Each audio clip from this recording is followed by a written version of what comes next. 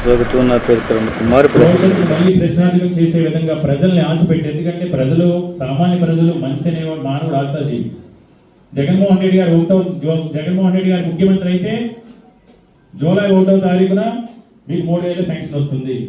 చంద్రబాబు నాయుడు కూటమి ప్రభుత్వం అధికారంలోకి వస్తే ఏప్రిల్ 1000, మే 1000, జూన్ 1000, జూలై 1000 కలిపి మీకు 7000 రూపాయల పెన్షన్ వస్తుంది అని మోసం చేసి, అంటే ప్రభుత్వ ధనంతో 4000 రూపాయలు ఒక్కొక్కటికి 66 లక్షల ఓట్లు కొన్నారు.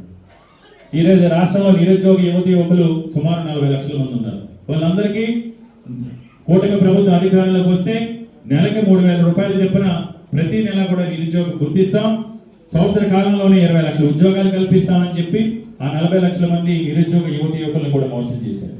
అదేవిధంగా అక్క చెల్లెములందరికీ కూడా ఇంట్లో మీకు సంవత్సరానికి 3 గ్యాస్ సిలిండర్లు ఇస్తాం అన్నారు. ఇప్పుడు ఇచ్చారా? మహిళలకు ఉచిత బస్సు అన్నాడు, రైతు రుణమాఫీ అన్నాడు. ఇంకొకటి అన్నిటికంటే ముఖ్యంగా అమ్మఒడికి సంబంధించి నిన్నే చూసాం. చంద్రబాబు నాయుడు గారు చాలాసార్లు చెప్తూ ఉంటారు, సెల్ ఫోన్ నేనే కనిపెట్టాను, హైదరాబాద్ నగరానికి భాగ్యనగరం అని నేనే పేరు పెట్టాను, అది పూర్వజన్మలో బహుశా అలా చెప్తూ ఉంటాడు ఆయన.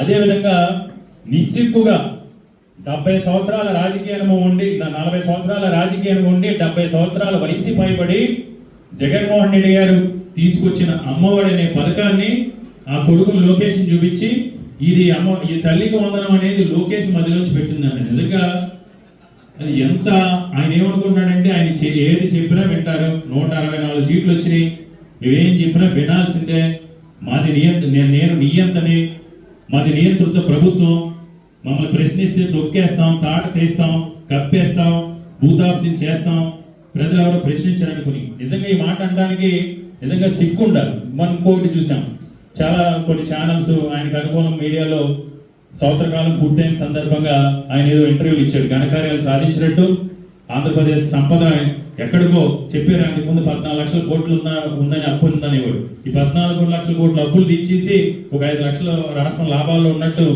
చెబుతూ అన్ని పథకాలు కూడా నేను ఇచ్చేసానంటే, చాలా మంది అటు ఇటు మొక్కలు చూసుకుని టీవీ చూసి ఇదేంటి నాకు రాలేదు నాకెందుకు రాలేదు అని చాలా మంది చర్చించుకుని, నిజంగానే నాకు ఒక ఫోన్ చేశారు, ఒక మన 48 వాళ్ళు, తమ్ముడు ఏంటి అందరినీ పథకాలు ఇచ్చేసారన్నారు, 18 సంవత్సరాలు నేను ఆడపిల్లలు కూడా వేసారా ఏమో అంటే, చంద్రబాబు నాయుడు టీవీలో అలాగే చెప్తాడు, చంద్రబాబు నాయుడు మాట అంటే ఇలాగే మోసపోతాం, ఆయన సిగ్గు ఏముండదు ఇలాగే అంటే. ఇదే విధంగా దానికి ఏమన్నాడు, ఎవరైనా సూపర్ 6 ఇచ్చేసాం, సూపర్ 7 ఇచ్చేసాం అని ఇలా ఇదే విధంగా ఆయన చేస్తున్న ఈ